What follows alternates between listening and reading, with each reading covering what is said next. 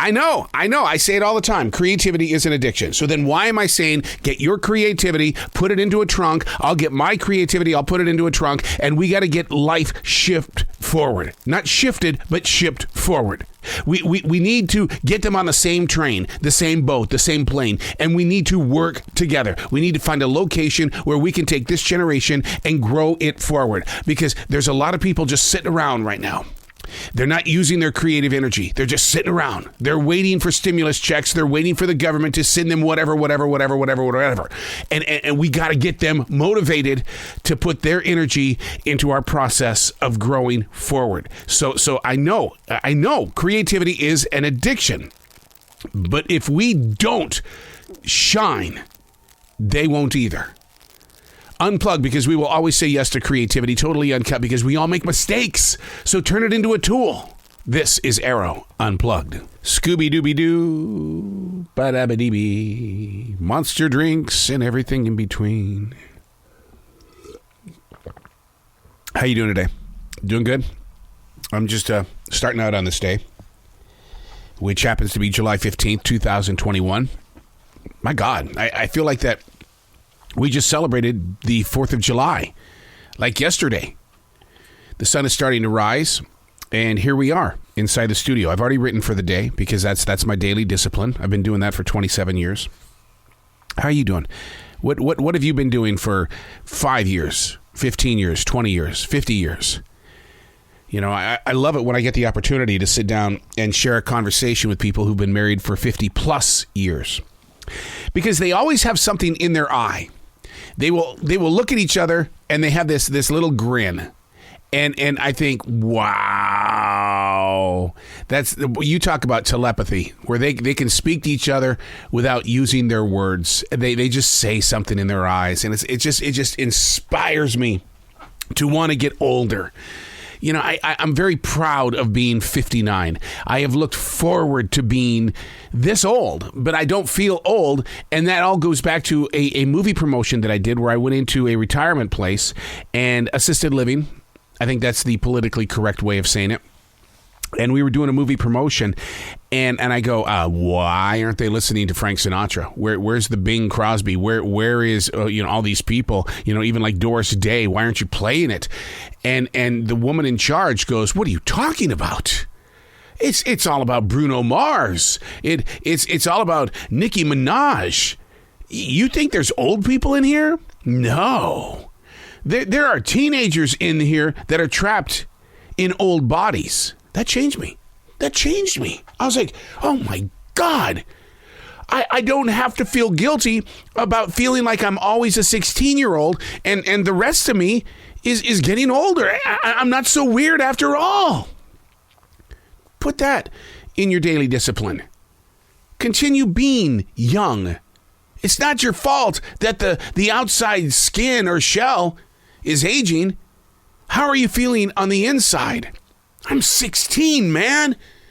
Oh, and I love it. Hey, it's Arroe. This is The Choice. This is what I was writing while the sun was waking up on a brilliant new day. Forcing yourself to wake up during a dream. Have you done that before?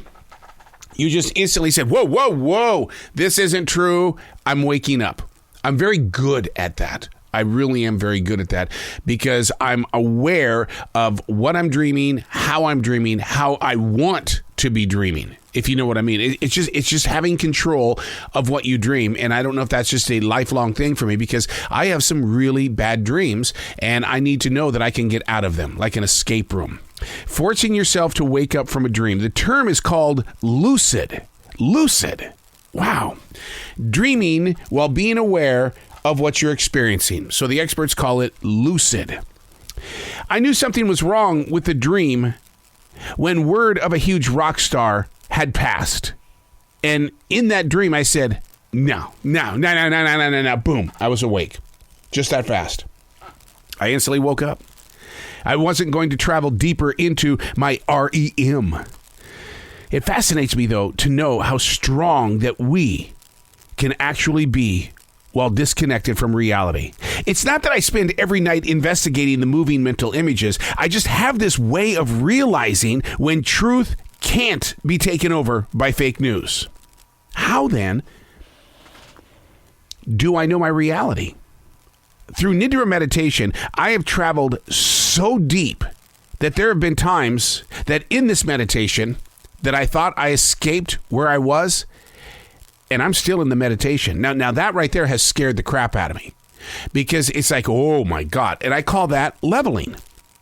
When you go from different levels to different levels to different levels. And I have been back to 3 different levels where I thought I woke up. I thought, oh my God, I've not come out of this yet. And then when you finally do, you're like going, oh my God. The experts, they actually call that, there's a term for that. It's called false awakening. And it does happen. You may have experienced it. You just didn't know what it was called. But it's called false awakening.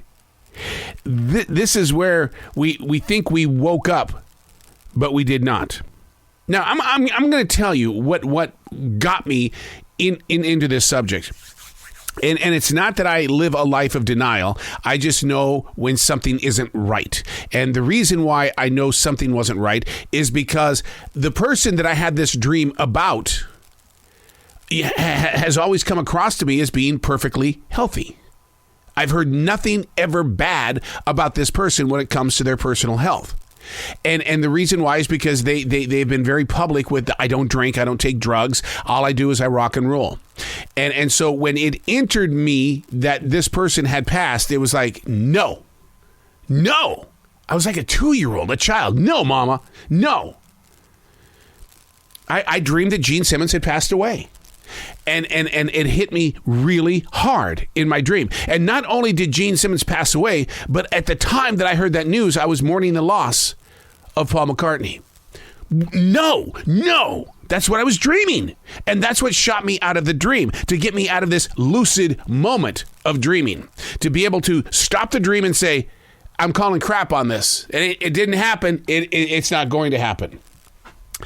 And so, but there was no false awakening here, which is you're at different levels of a dream. I mean, the moment I woke up is the moment that it's like that mental alarm clock. And it literally, when I looked at the clock, I was like, oh, well, it's 5 a.m. I got to get up anyway. It's almost like the body clock said, I got to wake you up, and I'm going to wake you up with something you're not going to believe. Therefore, when you open your eyes, ta-da, the new day is here.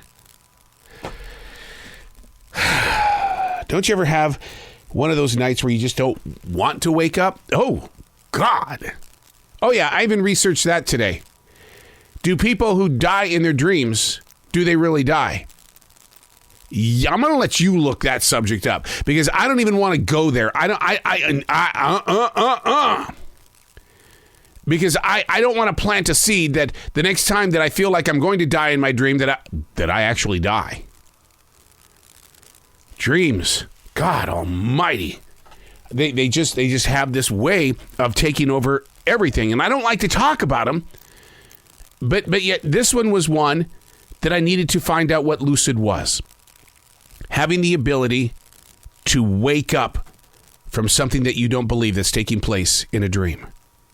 It might be one of those things that you'll spend the next month, 2 years working on.